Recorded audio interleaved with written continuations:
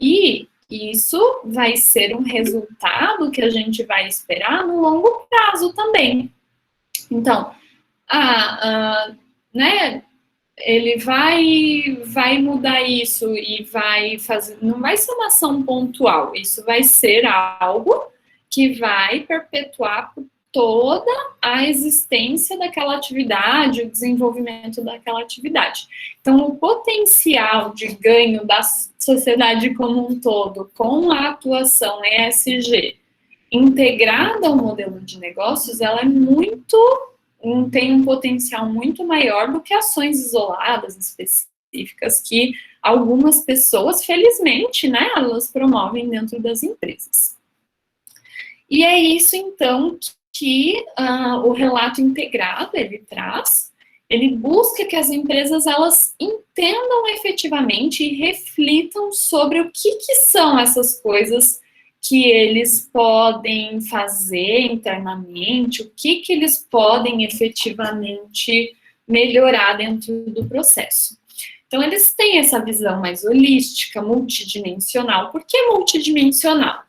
Vamos ver se vai dar tempo para a gente discutir, mas o relato integrado, ele traz 6 capitais.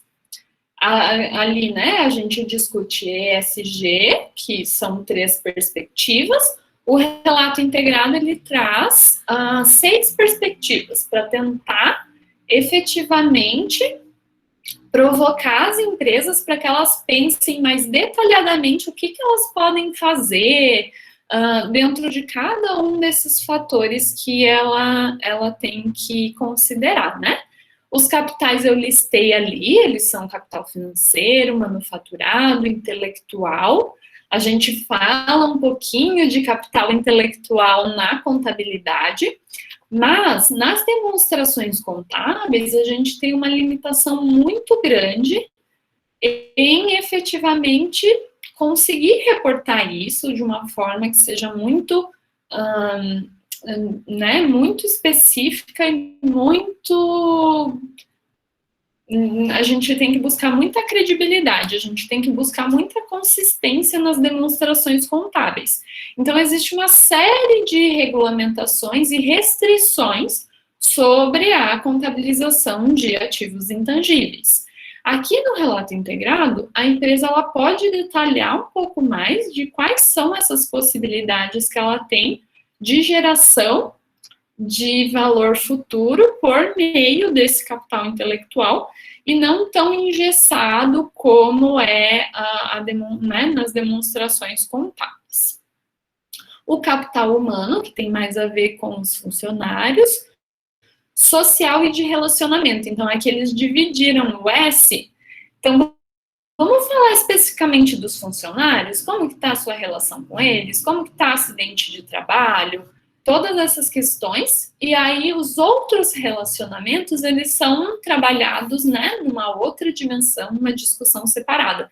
Então, isso traz, assim, um pouco de detalhe para a discussão, mas acaba, né, girando em torno das mesmas temáticas.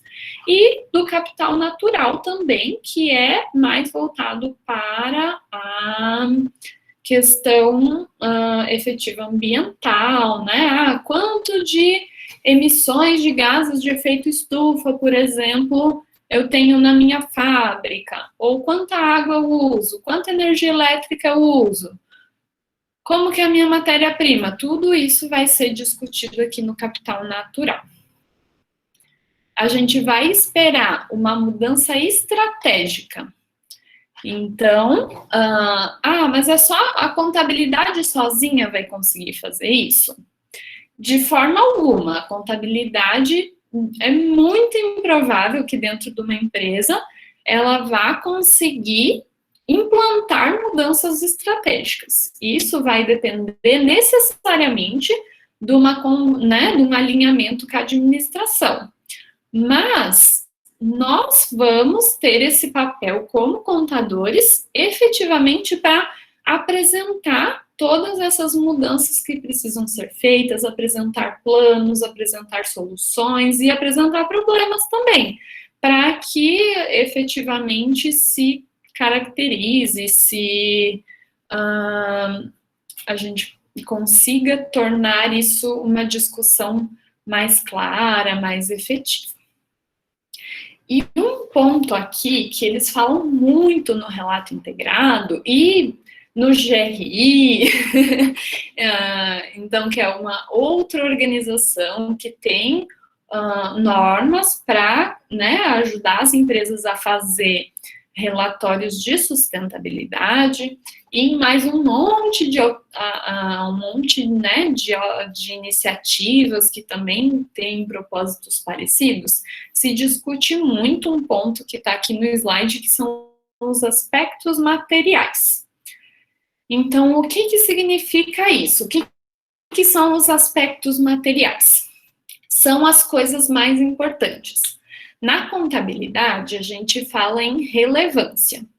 Então, a gente faz a análise de relevâncias, que as coisas que não são relevantes, a gente diminui o controle, né? Por exemplo, tem umas coisas que a gente coloca lá em despesas administrativas, algumas coisas que a gente junta, né? E não coloca a descrição toda detalhadinha disso, porque o custo do controle, ele é muito mais alto do que o benefício que eu vou ter com o controle. Aqui a gente vai aplicar a mesma lógica, só que a gente não vai aplicar o mesmo método para escolher o que é mais importante. Na contabilidade, a gente olha o que custa mais caro, né? O que não, né, tem um valor muito baixo, então eu não é importante. Em geral, é isso que a gente usa como corte. Para as questões ESG, a gente não pode considerar apenas isso como linha de corte, né, o valor econômico das coisas, porque tem muitos aspectos nessa discussão que a gente não consegue colocar um valor, né? A gente não consegue atribuir um valor. Então, surge uma discussão bem complexa de como que a gente vai escolher quais são os temas materiais, mas é muito importante. Para que uma empresa consiga efetivamente ter práticas de sustentabilidade e conseguir reportar, né, conseguir fazer o relatório de sustentabilidade, o relato integrado, ou todas essas questões ESG, ela precisa escolher quais que são os temas mais importantes para ela.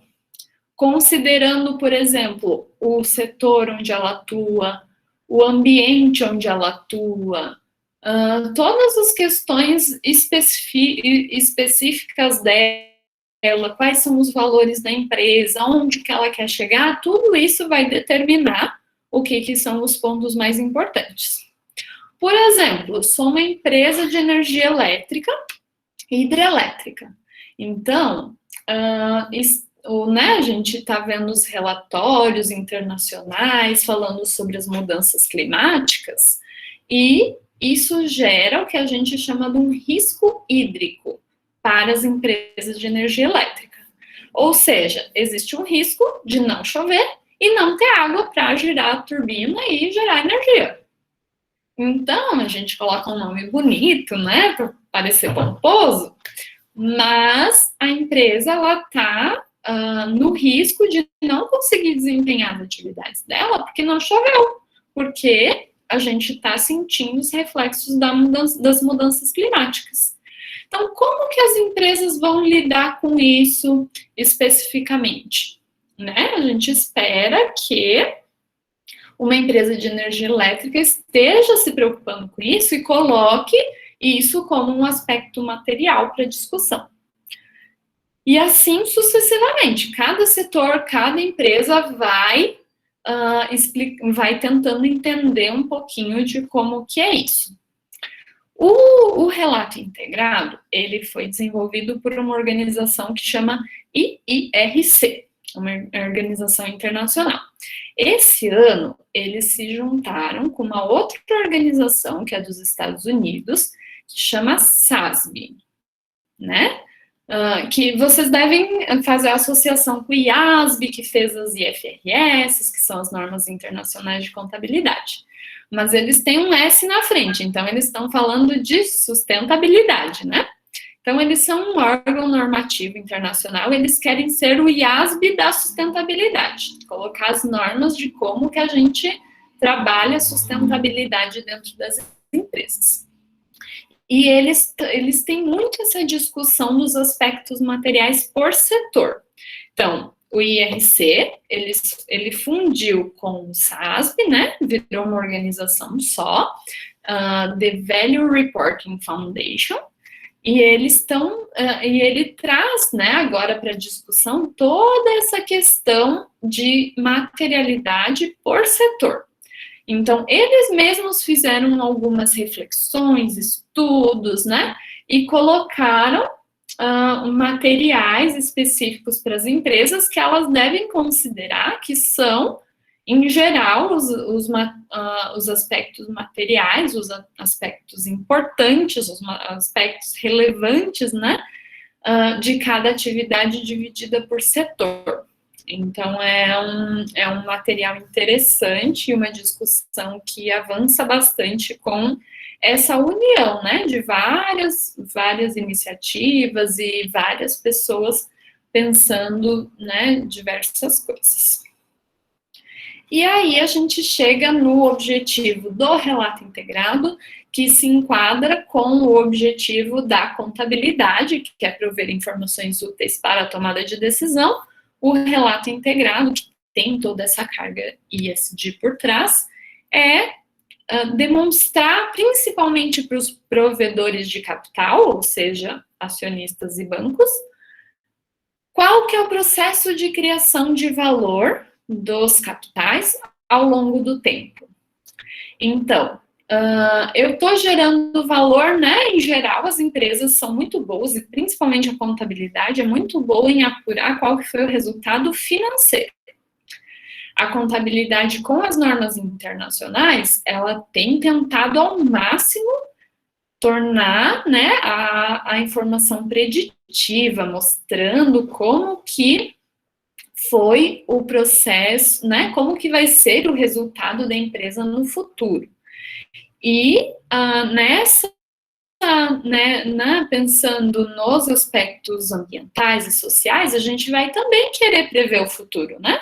A gente vai entender todos esses fatores para entender como que vai ser o desempenho da empresa também no futuro. Mas não só financeiro, a gente quer saber como que vai ser o resultado intelectual, a gente vai continuar produzindo conhecimento, a gente vai, né, eu sou uma empresa farmacêutica, como que estão as minhas pesquisas agora para eu saber como que vai ser, quantas pessoas vão ser tratadas no futuro, né? Qual que vai ser o benefício para a sociedade no futuro? E ter toda esses múltiplos capitais, esse olhar bem abrangente, holístico e multidimensional sobre como que vai ser o resultado da empresa no futuro. A gente sempre quer prever o futuro, né? A gente quer controlar as coisas, quer ter informações bem específicas para poder saber o que vai acontecer. Podem acontecer coisas específicas que, né, atrapalham todos os planos, como uma pandemia mundial, que a gente viu que é possível acontecer, né? Mas a gente vai tentar, através, né, dessa análise dos aspectos ambientais, sociais e de governança, entender melhor como que vai ser tudo isso, né, considerando todas as outras coisas. Então, aqui eu trouxe efetivamente os capitais para a gente discutir, né? Quais que são esses aspectos, não só ESG, mas daí já vou abrir um pouquinho mais a discussão, porque eu acho bem interessante a gente pensar nesses múltiplos fatores que influenciam a atuação da empresa, que o relato integrado coloca, né? Que é o financeiro. Esse a gente domina, a gente já está bem avançado, né? O manufaturado tem a ver com os bens tangíveis, então com máquinas, equipamentos da empresa, edificações, todas essas questões que estão relacionadas com a geração de valor, mas são bens, né? São tangíveis. O capital intelectual, que a gente já falou um pouquinho em termos de produção de conhecimento da organização, né? Marca da organização, como que ela, né, está sendo afetada.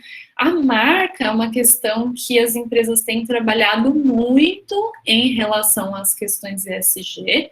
Então, as empresas que têm as boas práticas ambientais, sociais e de governança, elas têm o respaldo da sociedade para atuar, né, para crescer. Então, aqui acaba tendo uma geração de capital intelectual bem interessante quando a empresa se engaja de verdade nas ações ESG. Capital humano relacionado aos funcionários, a gente já falou bastante, né? O capital social e de relacionamento é efetivamente todos os relacionamentos que a empresa tem e como eles geram valor. Porque é interessante como efetivamente essa construção de um bom relacionamento pode trazer resultados, inclusive financeiros, muito importantes para as empresas, né? Por exemplo, na pandemia, a gente percebeu que várias empresas, elas estavam com restrição de compra, né, de alguns materiais, tipo plástico e várias outras coisas. Não sei se vocês perceberam, mas aqui teve bastante comentário que estava faltando nas fábricas, principalmente plástico. Tava faltando caixa de papel, né, porque teve um boom de compras pela internet, então acabou tendo uma demanda muito alta de caixas de papel. Então, se você tem um bom relacionamento com o seu fornecedor, ele vai fazer de tudo para conseguir te entregar o produto e ele cumprir aquele acordo que ele tem contigo. Agora, se você tem um mau relacionamento com ele, você vai para o final da fila. E isso impacta na sua geração de valor, né? E isso impacta na sua capacidade de pagar os seus funcionários no final do mês. E isso impacta em várias outras coisas. Então, é exatamente essa discussão que é interessante se trazer, é importante, né, acontecer, que efetivamente vai, que as coisas são interligadas, né? Vocês devem estar vendo no cantinho do slide, está escrito pensamento integrado. É você embutir isso dentro da cultura da empresa e colocar que todas as pessoas dentro da empresa, principalmente os tomadores de decisão, estejam pensando nesses impactos, na necessidade de cultivar esses relacionamentos, pensando no resultado futuro, né? E o capital natural, que é do meio ambiente. Então, por exemplo, o Zé Renato colocou ali no chat que a Gol anunciou há alguns dias que terá no Brasil, que vai ser Recife e Fernando de Noronha. O que isso significa, né? Carbono neutro. Os voos, eles são responsáveis por muitas emissões de gases de efeito estufa.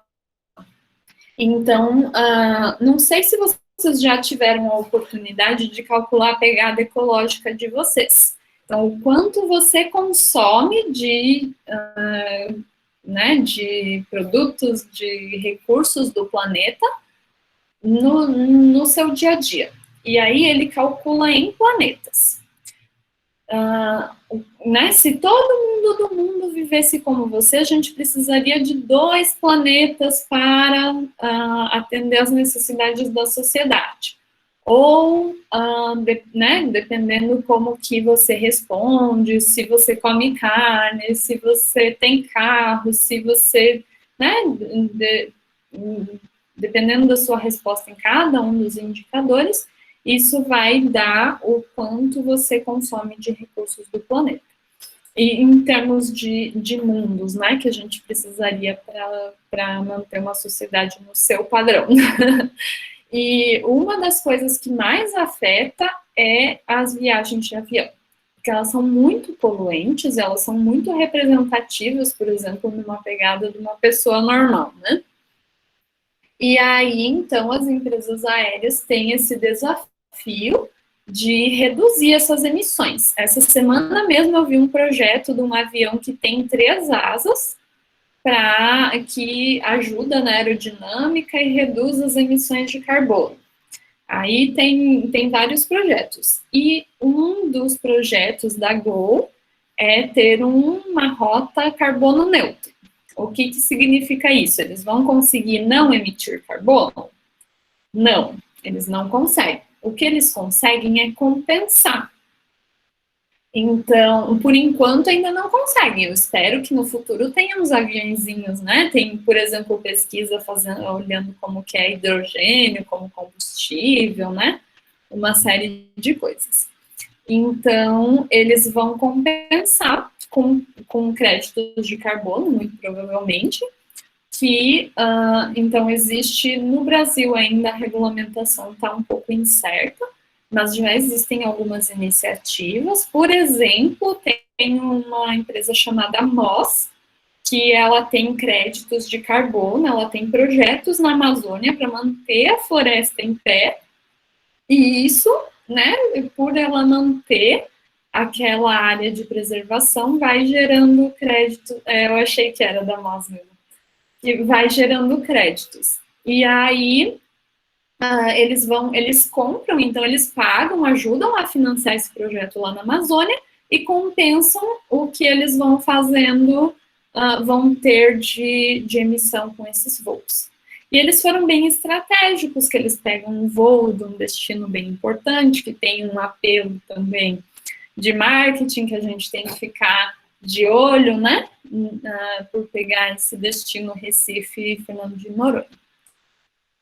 Eu, inclusive, ganhei um prêmio da minha tese, eu não sei se foi comentado no início, que eu submeti, né, a minha tese para uma concorrência, né, entre trabalhos de sustentabilidade. Eu tive a sorte de, né, fui premiada como primeiro lugar desse concurso, e o prêmio, ele era parcialmente em créditos de carbono. Então, agora eu tenho alguns créditos de carbono da Moss,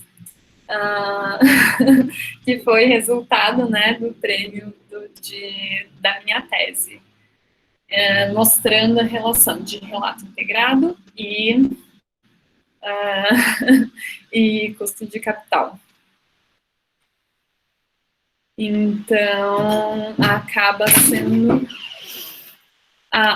sendo bem interessante, por isso que eu acabei estudando um pouquinho. Eu sei muito pouco de crédito de carbono, mas eu acabei estudando um pouquinho o projeto para entender como que era e tal. E é um mercado que no Brasil está iniciando, né, mas em outros lugares está já bem desenvolvido, como na Europa.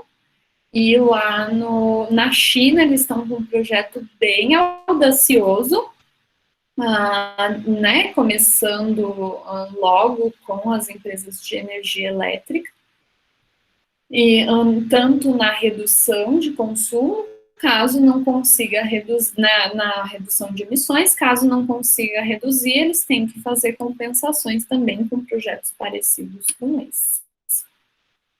Então, acho que eu já falei demais, né? Não sei se vocês vão ter algumas perguntas.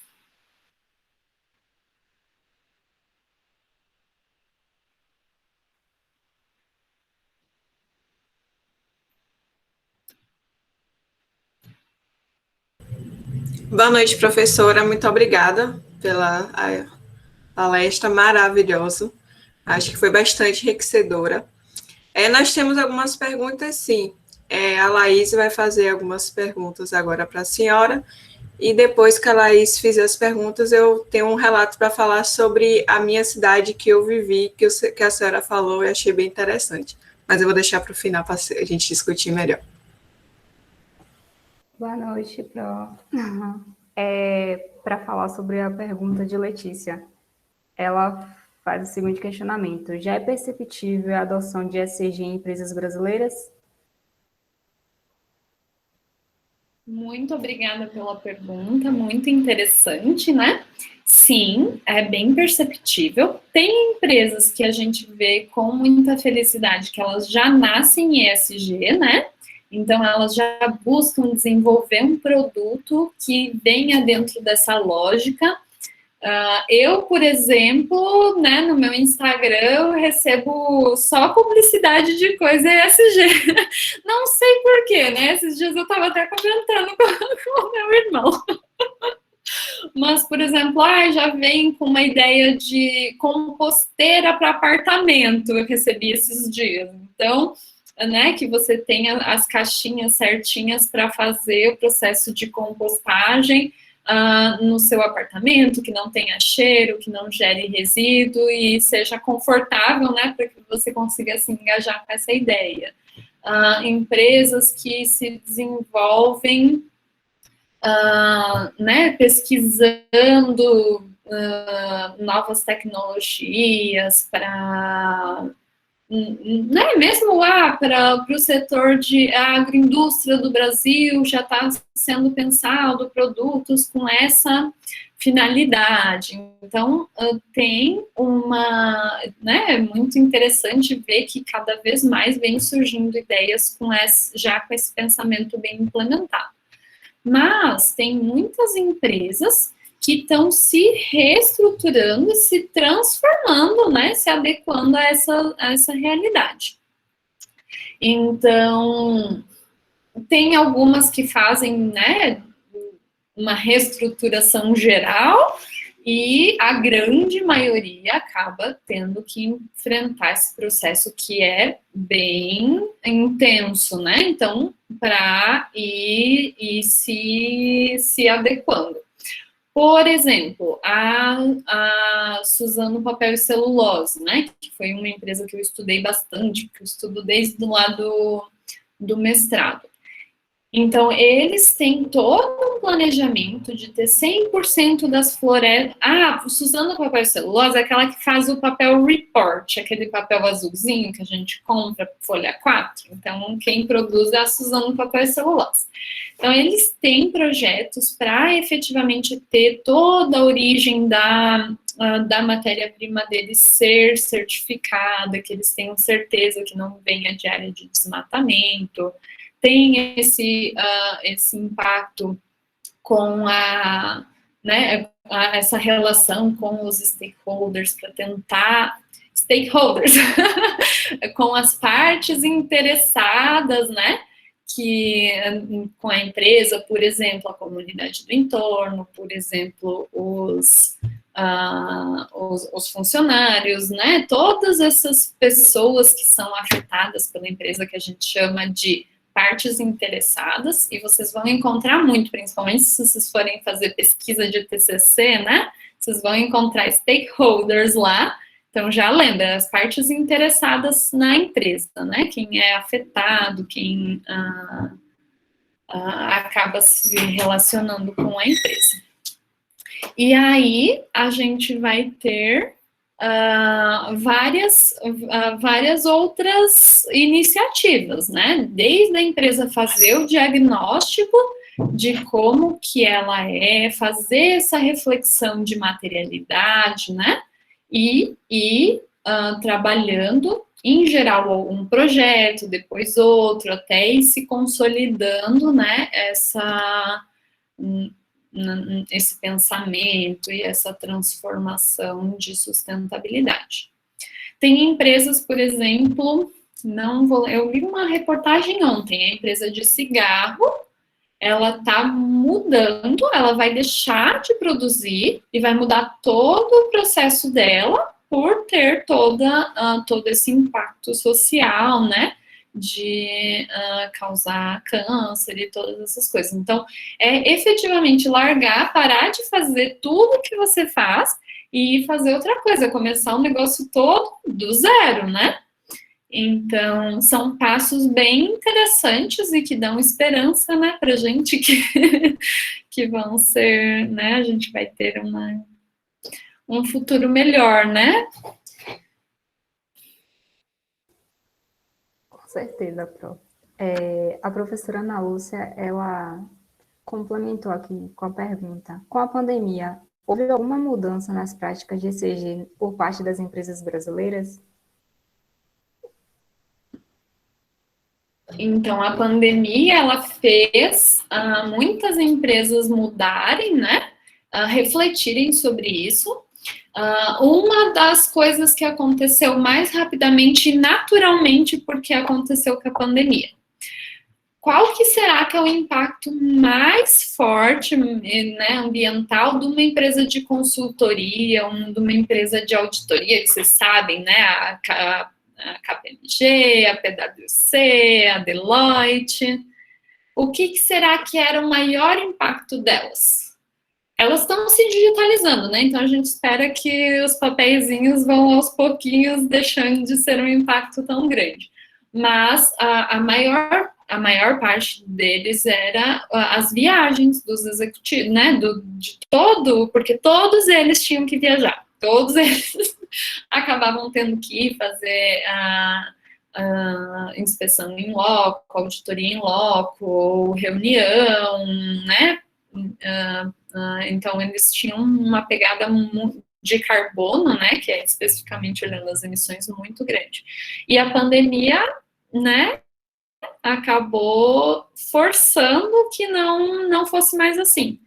E com certeza essa mudança que ocorreu agora, ela vai se perpetuar, porque, né, quebrou um paradigma que todo mundo tinha que viajar, pegar avião para fazer reunião, e se estabeleceu mais protocolos de segurança de dados, e com certeza as empresas vão manter, né, essa modalidade de reunião por virtual, né? Pro, só mais uma perguntinha, que foi de William. Ele perguntou aqui como os contadores podem ajudar pequenas empresas a aderirem o ESG. Ai, gostei, já tô vendo que vai ter impacto, né? Essa nossa conversa.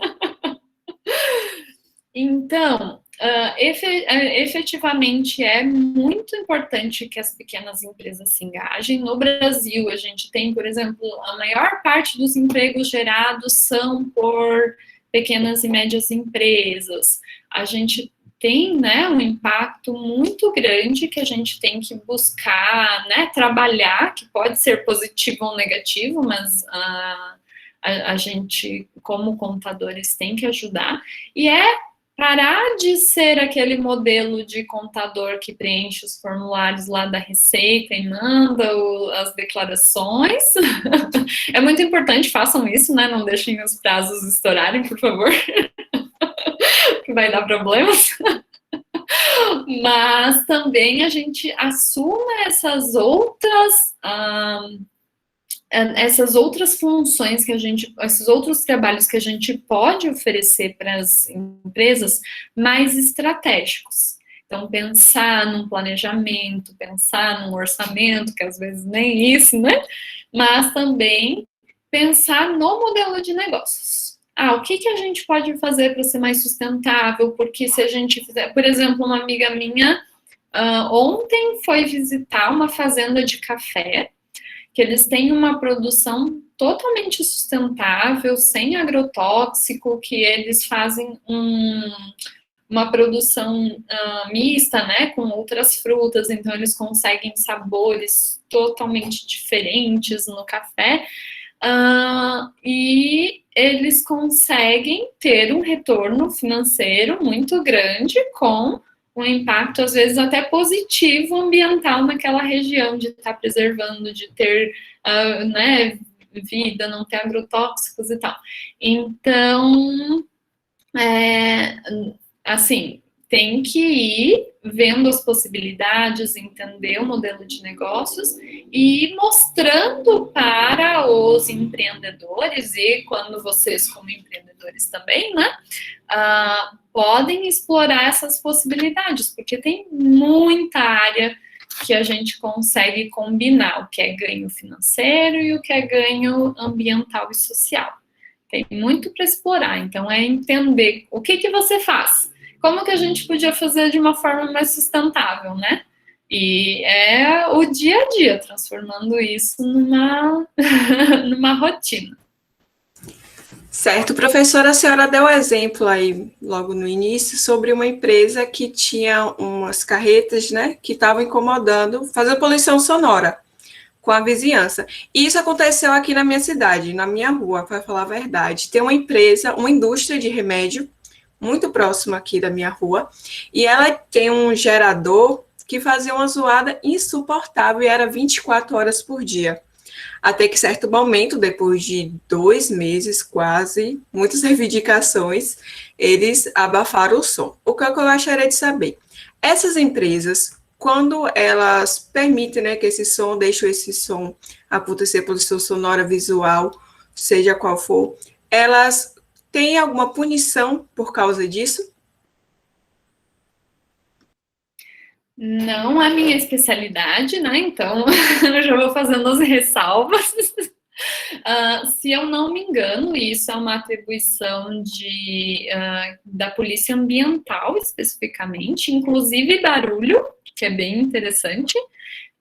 E sim, tem as punições adequadas. Eu não sei te dizer qual, realmente nunca me aprofundei sobre o tema, mas você percebe como isso afeta a vida das pessoas, como que você vai dormir, como que você vai se concentrar, como que você vai participar da aula, da palestra com essa situação, né? Então, você tem um impacto muito grande. Por isso que é importante escutar quem são as suas partes interessadas, ter uma forma que elas expressem o que está acontecendo e o que precisa ser resolvido, né? Professora Tânia? Eu tive que entrar. Gente, primeiro, desculpa porque eu caí aqui, internet, fazer o quê? Então, eu queria só fazer uma palhinha aí na fala de Kelly, que essa questão, né, da poluição auditiva, visual, que é um problema, né, nas cidades. E aí, essa situação local, né, que às vezes afeta substancialmente a vida das pessoas que habitam em determinado lugar, no caso dessa fábrica, um excelente instrumento para tentar coibir ou até minimizar esse tipo de ação é um plano diretor que esteja alinhado às políticas urbanas sustentáveis. Então, quando a cidade, né, o município estiver revisitando ou melhorando o seu plano diretor, a população precisa se envolver, participar ativamente, para que situações dessa natureza não venham a acontecer e, no caso, a empresa, né, que está causando isso, ela venha a ser inibida, né, ou inibida sendo penalizada, né, a perspectiva do poluidor pagador, né, ou mesmo as que fazem boas práticas vindo ser incentivadas. Então, era esse comentáriozinho que eu queria fazer, que o plano diretor da cidade, ele é muito importante, e é nesse momento que a gente vê a falta dele, sabe, meninas, sabe, professora? Bom, gente, vou ter que me antecipar um pouquinho. O evento está sendo maravilhoso. Acredito que a gente plantou a sementinha, né, em vocês, trazendo esse tema tão novo, tão relevante. Esperamos que tenha sido muito importante. A professora Elis está com outra demanda, então, se a senhora quiser se ausentar, está liberadíssima. Muito obrigada pela sua contribuição. Uma boa noite. Mas deixa eu agradecer. Não, vamos continuar, é porque a Elise pediu para poder sair, que ela está com outra demanda. Então, vamos terminar, né? Vou chamar para a Ana Lúcia. Vamos continuar o roteiro, quer terminar? Eu queria só agradecer, Pronto. professora, pela sua disponibilidade conosco, com o nosso curso, o seu carinho e gentileza em ter aceitado e vindo conversar com a gente. Eu sei que nós todos temos nossas demandas, mas somos muito gratos por você ter vindo aqui. Vou passar de volta a fala para a Ayla, que eu não podia deixar você ir embora sem te agradecer. Um fraterno abraço virtual para ti. Tá? Eu que agradeço, foi um prazer enorme, eu fico muito feliz, espero que a gente possa se ver mais vezes, falar mais vezes, né, peço desculpa que eu tô com o tempo bem limitado hoje, realmente foi uma exceção, mas eu agradeço muito, eu acho que a discussão foi riquíssima, com certeza foi muito válida. Obrigada. Pronto, Ayla, pode ir, agora volta para a Ayla. Muito obrigada. Bom, gente, de surpresa mesmo, mas quem sabe faz ao vivo. Vou pedir para a Ana Lúcia, que foi muito importante nesse momento aí, que fez a ponte, e também pesquisa, tem estudos nessa área, né, de sustentabilidade social e financeira, que a gente ficaria muito honrada de ouvir um pouquinho a senhora com a contribuição para ajudar nesse encerramento aí do nosso evento. Isso não estava no script. Isso não estava no script. Não estava, não, mas quem sabe não estava programado. Assim não vale, gente. Brincadeira. Eu agradeço também pelo interesse de vocês, né, em convidar a professora Elise. Eu fiz a intermediação, porque ela é uma professora, além de muito fofa, né, como vocês perceberam, muito competente na área, né, a prova é que ela ganhou o prêmio, né, a tese dela ganhou o prêmio de melhor tese na área, então ela já vem desenvolvendo um trabalho aí bem interessante, e como nós do Refim, né, que inclusive Ayla, estamos sentindo sua falta, Tânia nos roubou, a Ayla participou um tempo aí do nosso grupo, né, então um dos temas que a gente vem discutindo é sustentabilidade, só que a nossa pegada, né, o nosso viés é mais com o aspecto social, então a gente não tem, assim, tanta vivência na área ambiental como a professora Elise tem, por isso a gente tem feito essas trocas, né, tem conversado um pouco, no sentido de unir aí, né, juntar aí os nossos estudos, e ela tem dado também grandes contribuições para o nosso grupo. Então, eu fiz essa pergunta em relação à pandemia, justamente porque a gente tem observado isso, né, que houve um aumento, um apelo, digamos assim, né, por parte da sociedade e, de certa forma, uma cobrança, assim como aconteceu no aspecto ambiental, que as empresas passaram a ter uma atuação maior a partir de apelos da sociedade como um todo, né, não é propriamente uma iniciativa por parte do setor empresarial, mas é uma iniciativa no sentido de estar atento a essas demandas da sociedade, né, então, como ela bem colocou, acidentes como esses que tivemos em Mariana e outros aí, acabaram aumentando, digamos assim, né, esse apelo social em relação a cobrar melhores práticas ambientais das empresas, e no aspecto social também isso vem ocorrendo, né, então a pandemia também é um marco nesse sentido, porque trouxe à tona problemas sociais que já existiam, mas que estavam um pouco invisibilizados, né, então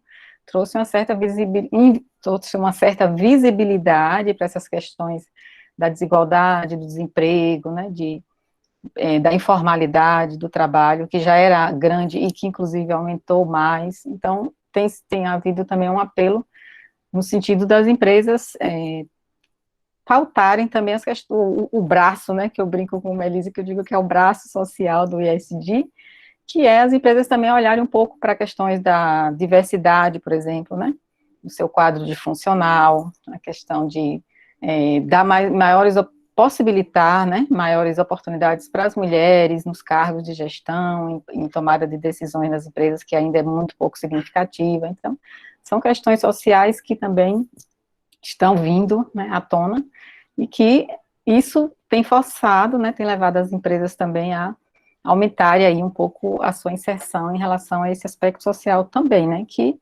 embora a pandemia né, uma situação preocupante e muito grave, mas olhando aí para os aspectos positivos, se é que a gente pode ter alguma lição positiva aí de tudo isso, sempre há, né, em momentos de crise, de grandes choques, de grandes crises, sempre traz algo positivo também. Então, o aspecto positivo é realmente aumentar um pouco esse apelo e também um pouco a resposta das empresas em atender a esses apelos aí, aumentar essa atuação no âmbito do aspecto social do ESG. É isso. Muito obrigada, viu, Pro, pela contribuição. Vai desculpando aí te pegar de surpresa. Nada, imagina. Bom, gente, estamos chegando ao Oh, finalzinho. vai lá, um minutinho só. Não tão falar? de surpresa. Eu disse para ela que a gente ia cutucá-la, viu?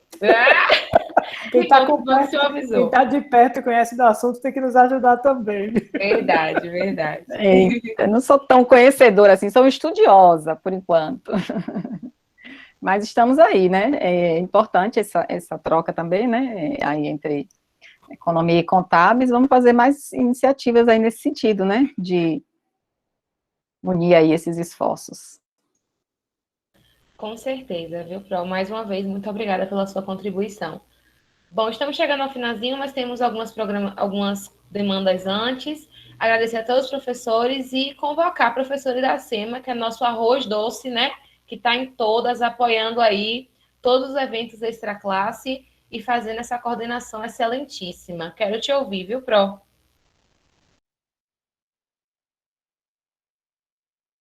Ela tá na chamada, gente? Eu vi ela caindo, não sei se foi internet.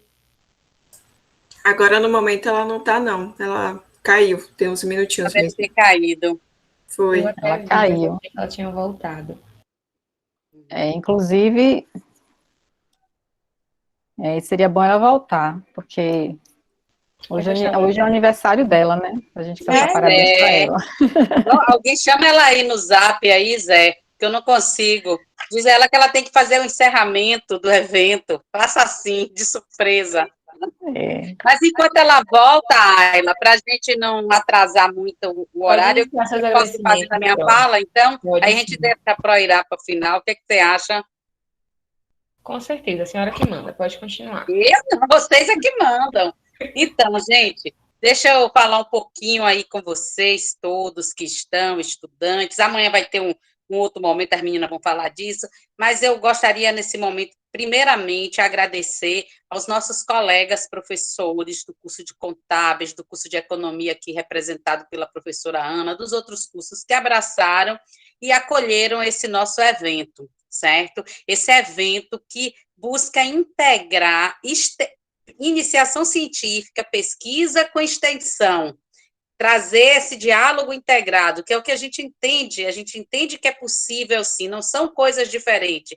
Pesquisa e extensão, pode ter propósitos, mas elas podem caminhar juntas, pesquisa e extensão. Por isso que essa mostra, ela foi submetida à PROEX para ser um evento de extensão e ele é integrado à pesquisa. Então, por quê? Porque ela tem produtos. E aí, a gente agradece demais aos colegas que contribuíram, aos colegas que incentivaram vocês, estudantes, a estarem aqui, para conhecer um pouco mais. Somos de um curso noturno, que temos tantos desafios todos os dias, mas é possível, sim, falar de pesquisa, é possível, sim, falar de extensão.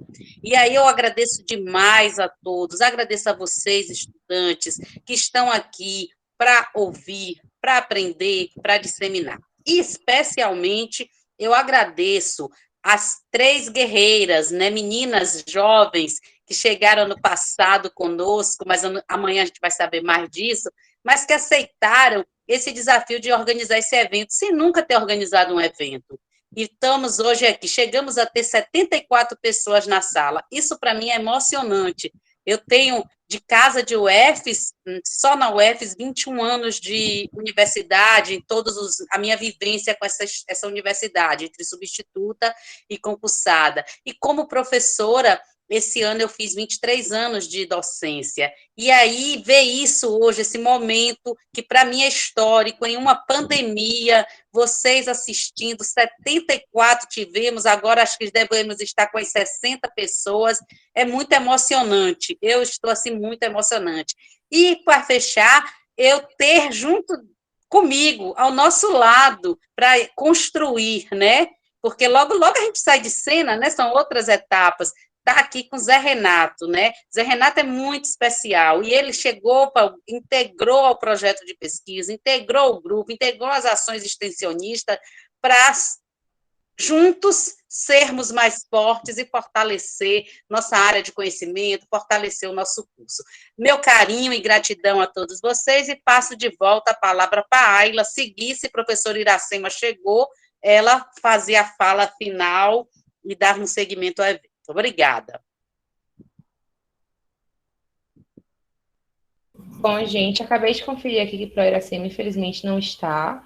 Mas que bom que a gente ainda tem amanhã também. Então, fiquem com gostinho de quero mais. Pode falar, Laís. Só uma última perguntinha que ficou de Liliane para o professor José Renato.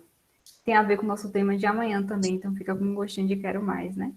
Ela fez a seguinte pergunta: poderiam haver ou algum incentivo fiscal para a adoção de ESG, principalmente nas pequenas empresas?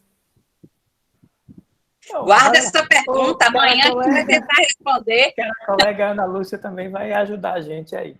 Liliane, só para não deixar sem resposta, mas já que amanhã o povo discute com profundidade, um bom exemplo é esse projeto de pesquisa que as meninas participam, porque ele se trata de IPTU verde, ou seja, são incentivos com o uso do IPTU para que as empresas e as entidades envolvidas no pagamento do IPTU possam ter tratamento tributário diferenciado quando elas criam ações de natureza ambiental. Ou seja, quando elas contribuem para uma política pública que tem um efeito ambiental positivo para a cidade onde a pessoa vive. Então, esse é um exemplo de incentivo fiscal para a adoção de ESG. É o viés ambiental do ESG presente numa ação que é concreta. O chamado IPTU verde, né? O IPTU... Como é, Tânia, o nome mais novo agora mesmo? IPTU verde, IPTU sustentável, IPTU ecológico. Viu a safra? Tem para todos. São vários nomes que se dão ao mesmo propósito. Isso. Então, essas iniciativas chamadas de tributação ecológica em geral, né, e o IPTU é um caso que é o foco da pesquisa, do projeto de pesquisa, e que as meninas vão falar amanhã, é um exemplo desse. E aí, independente de ser pequena empresa, Salvador tem estratégias nesse sentido. Vocês vão ter a oportunidade de ouvir amanhã do que as meninas desenvolveram nesse um ano de estudo, de quantas iniciativas, de como essas iniciativas aparecem em diferentes lugares do Brasil e até do mundo, porque cobriram um pouco do como é a legislação ambiental em alguns países da América Latina para entender melhor como isso se aplica. E sim, são os mecanismos de ESG, em alguma medida, integrados ao contexto urbano e integrado ao contexto ambiental, e até usando aquilo que a ONU chama de Objetivo do Desenvolvimento Sustentável. Portanto, são coisas muito casadas, e essas iniciativas vêm nesse sentido, de que a gente pense uma sociedade melhor para amanhã, né? Os Objetivos do Desenvolvimento Sustentável pensam para 2030, a gente diz, nossa, 2030 é logo ali, são 9 anos, você não muda uma prática de uma sociedade de uma hora para outra, mas é para trabalhar nesse sentido, e amanhã a gente vai ter a chance de ouvir o que é que este grupo aprendeu sobre esses assuntos. Né? Bom, já que a professora Iracema não compareceu, ou melhor, que caiu a conexão da professora Iracema, que ela estava aqui até há pouco, né? Em nome do colegiado, embora eu não seja colegiado, coordenação do colegiado, mas agradecer, porque talvez alguns de vocês não saibam, essas são as primeiras bolsistas de um professor de contábeis. Né? Então, a gente já tinha tido antes bolsistas de iniciação científica no curso, mas eles eram com professores de outras áreas. Então, esse é o primeiro projeto genuinamente de contábeis. Então, para a gente, isso é um feito gigantesco. Agora, as meninas terminam a tarefa delas. Já temos os novos na fila, né? Matheus, Vitor e... esqueci o nome da colega. Milena, professora. De Milena. Milena é de administração, veio integrar com a gente, porque tem um interesse enorme na área, e agora eles estão um pouco no desafio de continuar essa tarefa, e que muitos outros sejam motivados a entender isso. A gente ouviu aqui o show que é a professora Elise, Elise, ali é mal de família, viu? Elise e o irmão, Cláudio, os dois fizeram doutorado na mesma época lá na USP. E o Cláudio teve uma diferença. Foi um dos raros casos no departamento de contabilidade da USP que ele entrou para o mestrado e o projeto era tão bom que ele foi para o doutorado direto. Ele não tem o mestrado em contabilidade, ele é só doutor.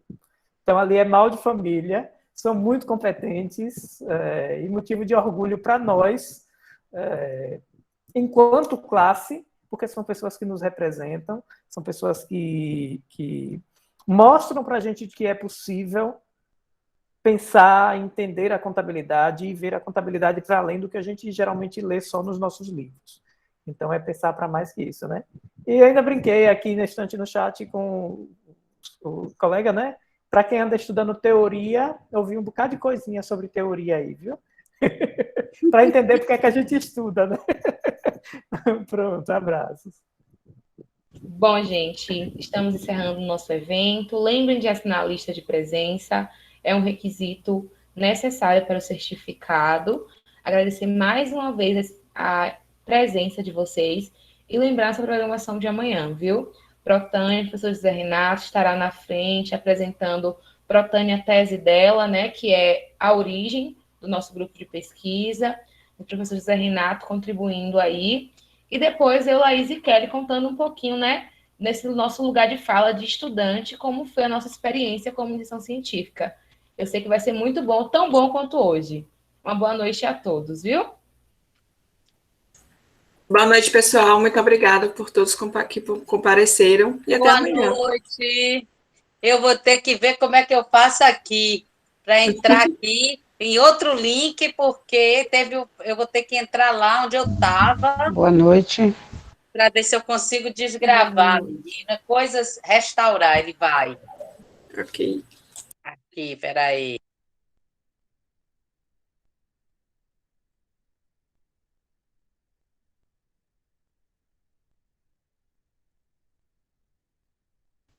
Conseguiu voltar, Pro?